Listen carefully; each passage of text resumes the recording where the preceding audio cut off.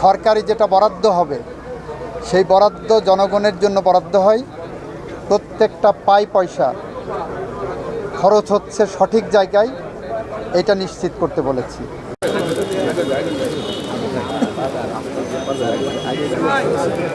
Cameraman এদিকে আসেন।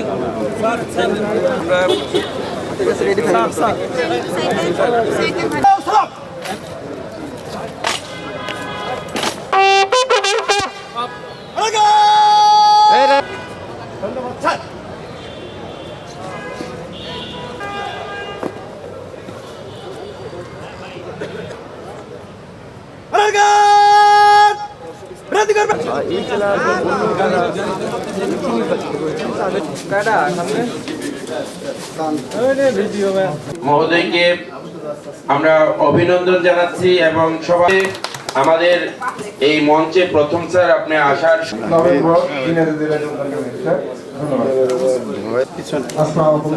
আমার নাম রবীন্দ্রনাথ রকি ভাই ব্যবস্থাপনা পরিচালক ধন্যবাদ স্যার ধন্যবাদ স্যার।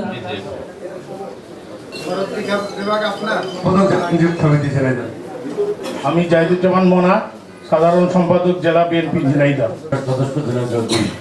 জামাতের জেলা আমি সংসদ সদস্য ঝিনাইদহ শেষ। তারপর অনেকে হয়তো পরিচয় দিতে পারেন না আমাদের সকল আমি মোহাম্মদ হাফিজ। সরকারি যেটা বরাদ্দ হবে সেই বরাদ্দ জনগণের জন্য বরাদ্দ হয়। প্রত্যেকটা পয়সা খরচ হচ্ছে সঠিক জায়গায়, এটা নিশ্চিত করতে বলেছি। এবং বলেছি যদি কোনো দুর্নীতির আশ্রয় কেউ নেয়, শুধু তার চাকরি যাবে, ডিপার্টমেন্টাল প্রসিডিং হবে, সেটা হবে না, সাথে তার বিরুদ্ধে একটা দুর্নীতির মামলাও হবে, এটা বলেছি।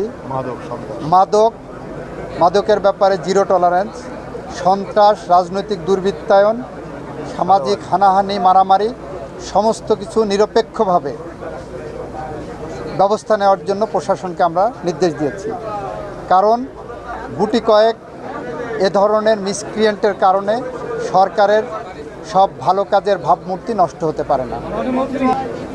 মাননীয় মন্ত্রী ওই বিএনপি গভর্নমেন্ট ফর্ম করার পরে বিভিন্ন মহল থেকে যারা ফ্যাসিবাদের সাথে যুক্ত তাদেরকে মুক্ত করার জন্য এবং তাদের পক্ষে কথা বলার জন্য একটা মহল সোচ্চার রয়েছে। এই সম্পর্কে এই সরকারের অবস্থান। সরকার জনমতগুলোকে দেখছেন এবং সরকার আইনসঙ্গতভাবে ফ্যাসিস্টদের বিচার করতে বদ্ধপরিকর।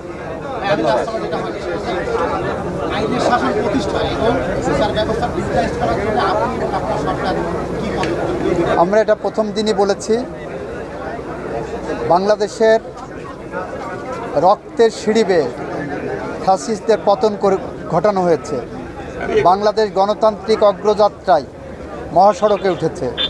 সুতরাং আইনের শাসন, ন্যায় বিচার, মানবাধিকার প্রতিষ্ঠায় আমাদের সরকার বদ্ধপরিকর এবং সেই পথ ধরে আমরা হেঁটে যাব। এটাও ইন্টারনাল ডেভেলপমেন্টের ব্যাপার চলবে। Thank you. আরো আসবেন। Thank you.